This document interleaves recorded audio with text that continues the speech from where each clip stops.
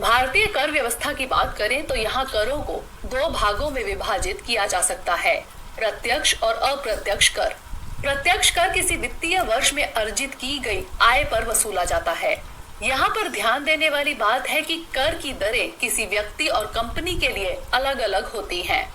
जो आयकर किसी व्यक्ति विशेष पर वसूला जाता है, इसमें विभिन्न दरों पर कर आरोपित किया जाता है। वही कॉर्पोरेट टैक्स किसी कॉर्पोरेशन माने कंपनी के लाभ पर वसूला जाता है। ये टैक्स कंपनी की कर योग्य आय पर दिया जाता है। इसमें कुल राजस्व में से बेचे गए उत्पादों की लागत, सामान्य प्रशासनिक खर्चे, शोध एवं विकास और अन्य चालन लागत यानी ऑपरेशनल कॉस्ट को घटाया जाता है। यह एक प्रत्यक्ष कर होता है। भारत में इसे इनकम टैक्स एक्ट 1961 के प्रावधानों के मुताबिक लागू किया जाता है। इसमें अलग अलग तरह की कंपनियों के लिए अलग स्लैब रेट का प्रावधान है। टैक्स स्लैब में कंपनियों को घरेलू और विदेशी दो तरह की श्रेणियों में बांटा गया है।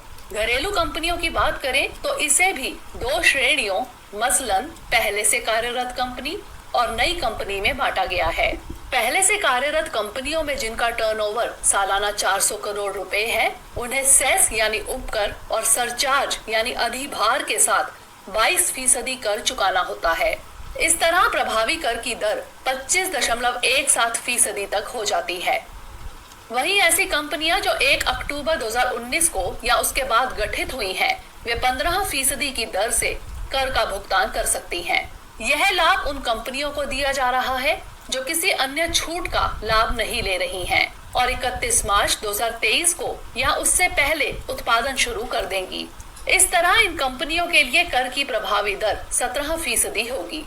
इसके इतर विदेशी कंपनियों के मामले में कर की दर भारत और उस देश के बीच हुए समझौते पर निर्भर करती है जहां वह कंपनी स्थित है। आपको बता दें कि बजट 2021 के हाइलाइट्स के मुताबिक भारत के इनकम में कॉरपोरेशन टैक्स का योगदान 13% है।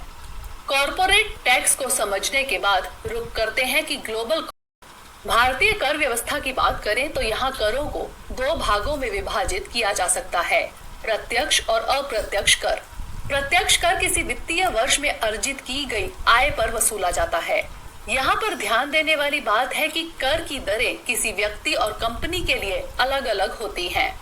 जो आयकर किसी व्यक्ति विशेष पर वसूला जाता है, इसमें विभिन्न दरों पर कर आरोपित किया जाता है। वही कॉर्पोरेट टैक्स किसी कॉर्पोरेशन माने कंपनी के लाभ पर वसूला जाता है। ये टैक्स कंपनी की कर योग्य आय पर दिया जाता है। इसमें कुल राजस्व में से बेचे गए उत्पादों की लागत, सामान्य प्रशासनिक खर्चे, शोध एवं विकास और अन्य चालन लागत यानी ऑपरेशनल कॉस्ट को घटाया जाता है।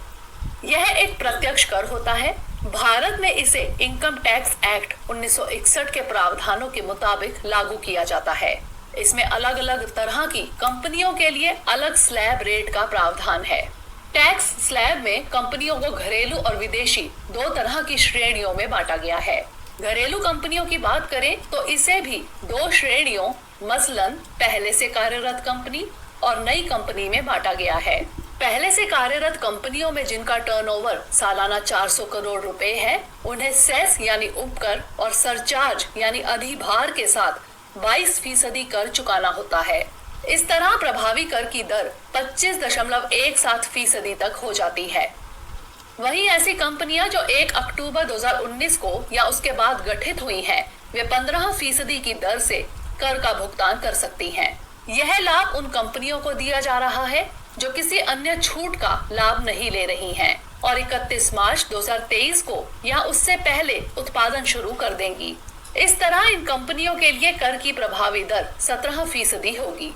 इसके इतर विदेशी कंपनियों के मामले में कर की दर भारत और उस देश के बीच हुए समझौते पर निर्भर करती है जहां वह कंपनी स्थित है। आपको बता दें कि बजट 2021 के हाइलाइट्स के मुताबिक भारत के इनकम में कॉरपोरेशन टैक्स का योगदान 13% है। कॉरपोरेट टैक्स को समझने के बाद रुक करते हैं कि ग्लोबल